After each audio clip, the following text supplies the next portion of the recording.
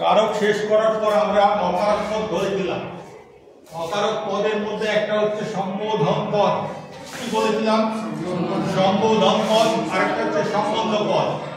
সম্বোধন পদে সবসময় শূন্য বিভক্তি হয়, আর সম্বন্ধ পদে র অথবা এর বিভক্তি হবে। র অথবা এর বিভক্তি হবে। সম্বন্ধ পদ কাকে বলবো সহজে চেনার উপায় কি? প্রশ্ন করো, কার, কিসের,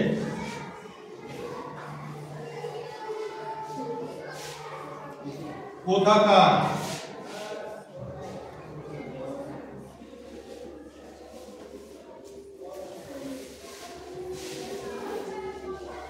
কখনকার,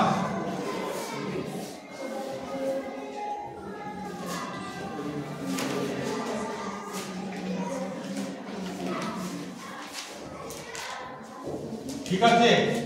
এই ধরনের প্রশ্ন করলেই যে উত্তরটা পাবো সেটা হচ্ছে সম্বন্ধ পদ। আর সম্বন্ধ পদ কাকে বলে এটা যদি জিজ্ঞাসা করা হয় তাহলে উত্তর হবে এটাই যে বাক্যের যে পদে ক্রিয়ার সঙ্গে কোনো সম্পর্ক থাকে না, অন্য কোনো পদের সঙ্গে সম্পর্ক থাকে, সেই পদটিকে বলা হয় সম্বন্ধ পদ। বোঝা গেল? তাহলে সম্বন্ধ পদের সম্বন্ধ ক্রিয়ার সঙ্গে থাকবে না, বাক্যের অন্য কোনো পদের সঙ্গে থাকবে। এটা এক নম্বর। দু নম্বর হচ্ছে সম্বন্ধ পদে র বা এর বিভক্তি যোগ করতে হবে। তিন নম্বর, সম্বন্ধ পদটা খোঁজার সবচাইতে সহজ উপায় হচ্ছে প্রশ্ন করো, কার, কিসের, কোথাকার বা কখনকার। এই চারটে প্রশ্নের যে কোনো প্রশ্নের উত্তর যেটা বেরোবে সেটাই হচ্ছে সম্বন্ধ পদ। কোনো কিছু সমস্যা আছে? বোঝার অসুবিধা হচ্ছে? দেখো, কি বললে সমস্যা আছে বলো।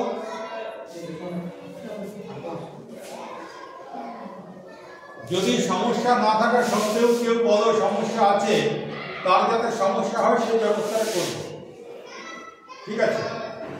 আর সমস্যা থাকা সত্ত্বেও যদি বলো যে সমস্যা নেই, তাহলেও তার ব্যবস্থা করবো। তো যাই হোক, যেমন ধরো আমি কয়েকটা উদাহরণ দিচ্ছি। যেহেতু ক্রিয়ার সঙ্গে সম্পর্ক নেই, কাজে আমার বাক্য লেখার দরকার নেই।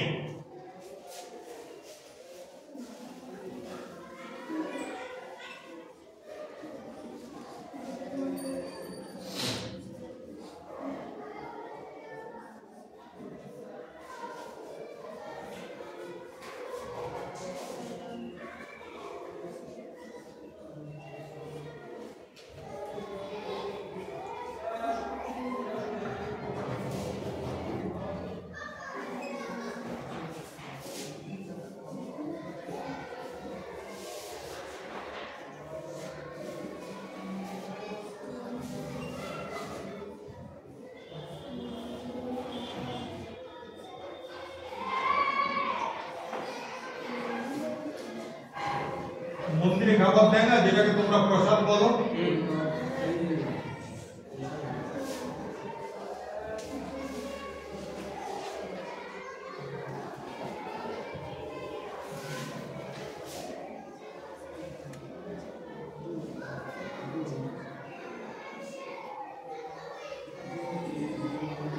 তিনটা দিলাম, ঠিক আছে?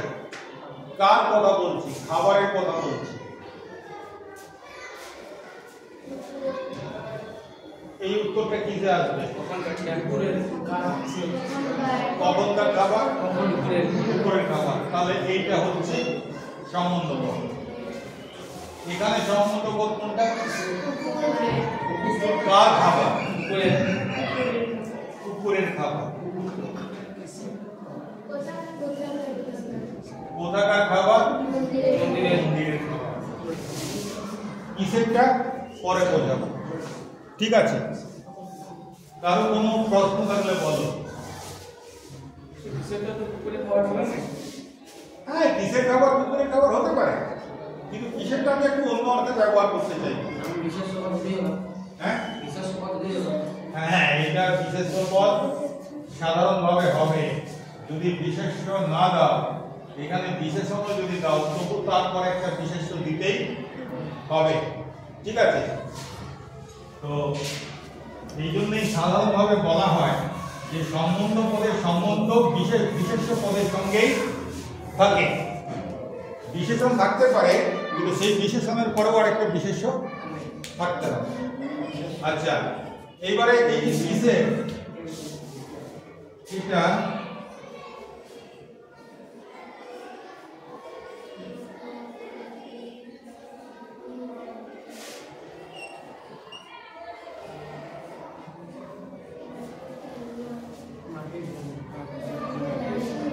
প্রশ্ন করো কিসের খেলনা।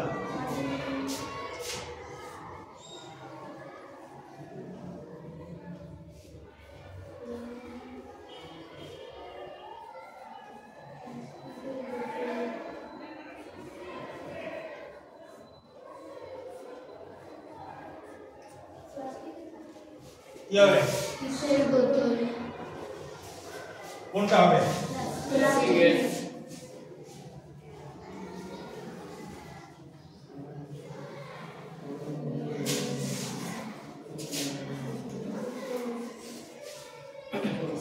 কোনটা হবে? কিসের বোতল? জলের বোতল। দেখো এই দুটোর মধ্যে আবার তফাৎটা দেখো, দুটোর মধ্যে একটু তফাৎ আছে কি?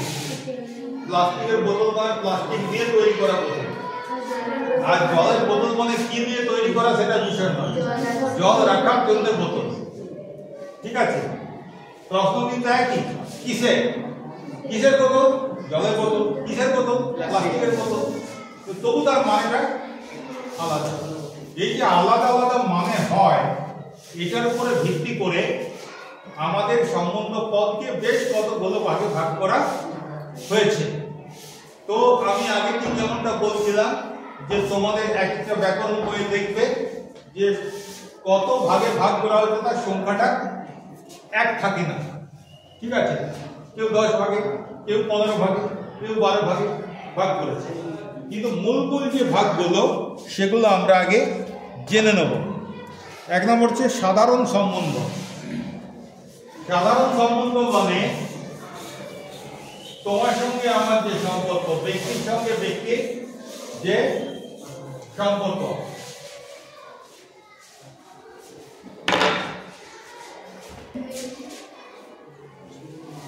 তোমরা হচ্ছ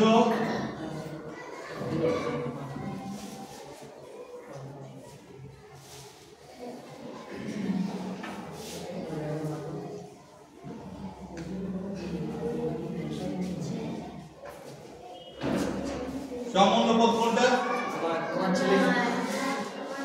না, ছেলে মেয়ে তো বিশেষ্য, এটা সর্বনাম। কিন্তু সম্বন্ধ পদে কি বলেছি যে র কিংবা এর বিভক্তি থাকবে। এখানে আমি সঙ্গে র যোগ হয়ে পরে আমার হয়েছে, আর কার এই প্রশ্নের উত্তর সম্বন্ধ পদ। তাহলে এটা হচ্ছে আমার ছেলে মেয়ে, এখানে আমারটা হচ্ছে, এগুলোকে বলা হয় সামান্য সম্বন্ধ। সামান্য সম্বন্ধ বা সাধারণ সম্বন্ধ। একটা কথা তোমরা মনে রাখবে, আমরা বাংলায় সামান্য মানে বলি অতি অল্প। ঠিক আছে, বাদ দেবো সামান্য দাও, কিন্তু সামান্য শব্দটা বৃহত্তর ক্ষেত্রে ব্যবহার হয় সাধারণ অর্থে। ঠিক আছে, তাহলে সাধারণ সম্বন্ধ হচ্ছে আমার ছেলে মেয়ে, সতীশের বন্ধু, রামের পিতা। দশরথ ছিলেন রামচন্দ্রের পিতা। এখানে সম্বন্ধ পদ কোনটা? মেরে চামড়া ছাড়ি তো পিতাটা। বারবার বলছি র এ হবে, ব্যাগটা কি বলছে আর বলছে পিতাটা। ভগবান, দশরথ ছিলেন রামচন্দ্রের পিতা। সম্বন্ধ পদ কোনটা? আবার বলছে দশরথ। রামচন্দ্রের। রামচন্দ্র ছিলেন দশরথের পুত্র। সম্বন্ধ কোনটা? দশরথের। এই তো, এগুলো হচ্ছে সামান্য সম্বন্ধ। এরপর হচ্ছে উপাদান সম্বন্ধ। তাহলে এটা একটা সামান্য সম্বন্ধ। এরপরে উপাদান সম্বন্ধ। এখানে প্রশ্নটা হবে কিসের? ঠিক আছে, উপাদান সম্বন্ধ মানে যে উপাদানের তৈরি। একটু আগে উদাহরণ দিয়েছি,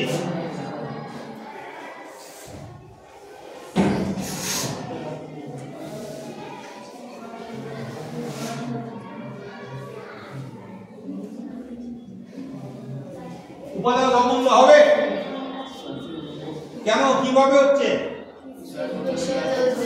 হ্যাঁ, প্লাস্টিক দিয়ে তৈরি। বোতলটার উপাদান হচ্ছে প্লাস্টিক, সেই জন্য বোতলের সঙ্গে প্লাস্টিক এটার সম্বন্ধ হচ্ছে উপাদান সম্বন্ধ।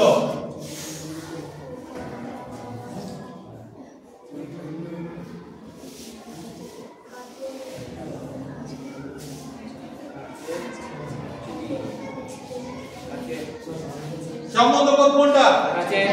কি ধরনের সম্বন্ধ? উপাদান সম্বন্ধ। কারণ পুড়িটা কি দিয়ে তৈরি হয়েছে বাবা? পুড়ির উপাদানটাই তো কাঁচ। ঠিক আছে, যেমন আমরা বলি আমরা তো আর ভগবান নই, আমরা হচ্ছে রক্ত মাংসের মানুষ। কাজে একটুকু রাগ, একটুকু ভালোবাসা, জীবনে ভুল ভ্রান্তি এগুলো থাকবেই আমাদের। To wise human to forgive divine, রক্ত মাংসের মানুষ। এখানে সম্বন্ধ পদ কোনটা? কি সম্পর্ক, কি সম্বন্ধ? উপাদান সম্বন্ধ। ঠিক আছে, উপাদান সম্বন্ধ বোঝা গেল। আচ্ছা, সোনার আংটিটা কি সম্বন্ধ হবে? কোনটা সম্বন্ধ পদ? কোনটা সম্বন্ধ পদ এবং কি ধরনের সম্বন্ধ? হ্যাঁ, সোনারটা হচ্ছে সম্বন্ধ পদ এবং সম্বন্ধটা হচ্ছে উপাদান সম্বন্ধ। এবার একটা সম্বন্ধ আছে আধার বা আধেয়। এই আধার ও আধেয়, আধার আধেয় সম্বন্ধ। ঠিক আছে, আধার আধেয় সম্বন্ধ। এইটার আরেকটা নাম হচ্ছে অধিকরণ সম্বন্ধ।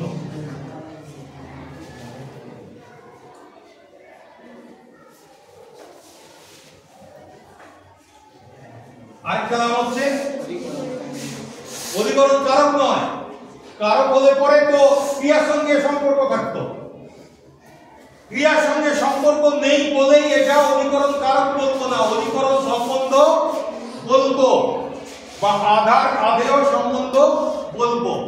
আধারই হচ্ছে অধিকরণ। ঠিক আছে, তো এটা আধার ও অধিকরণ নামে সংস্কৃত একটা সূত্র আছে, যা আধার তাই হচ্ছে অধিকরণ। আমরা ক্লাস করছি, আমাদের আধার কোনটা? এই ঘরটা, তাহলে এই ঘরটা হচ্ছে অধিকরণ। তো তাহলে আধার আধেয় সম্বন্ধ কিরকম?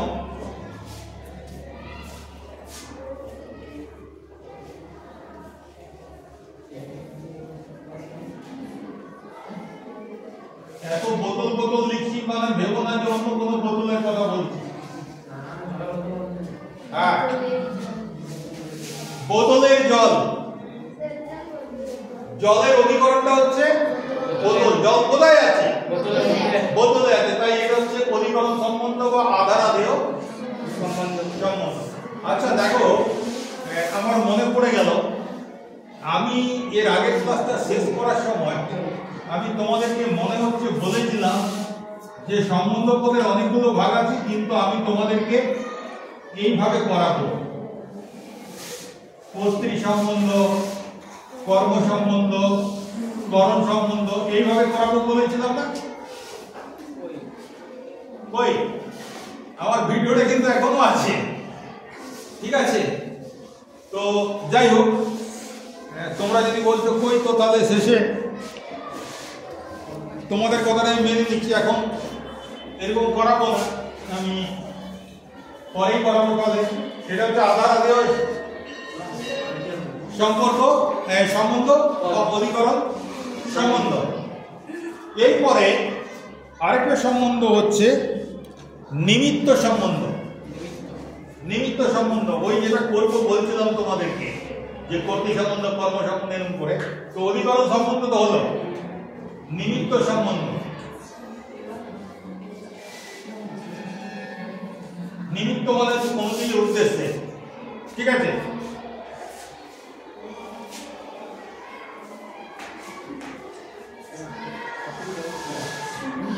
প্রথমেই যখন বিয়ের কথাবার্তা হয় তখন পাত্র পাত্রী পছন্দ হয়ে যাওয়ার পর প্রথম যেটা গণৎকার মানে পুরোহিত করেন সেটা হচ্ছে বিয়ের দিন ঠিক করেন, তাই তো। সম্বন্ধ কোনটা? কার সাথে সম্বন্ধ? দিনের সঙ্গে। বিয়ের দিন মানে কি? বিয়ের জন্য দিন, মানে বিয়ের নিমিত্তে দিন। তাহলে এটা হচ্ছে নিমিত্ত সম্বন্ধ। পরীক্ষার হল, পরীক্ষার জন্য হল, তাহলে পরীক্ষাটা হবে নিমিত্ত সম্বন্ধ, ঠিক আছে। বোঝা গেল কি? আজকে অল্প একটু করালাম, আশা করি তোমরা বুঝতে পেরেছো। ঘরে গিয়ে ব্যাকরণ বইটা একবার উল্টে দেখে নেবে, আমার মনে হয় তোমাদের হয়ে যাবে।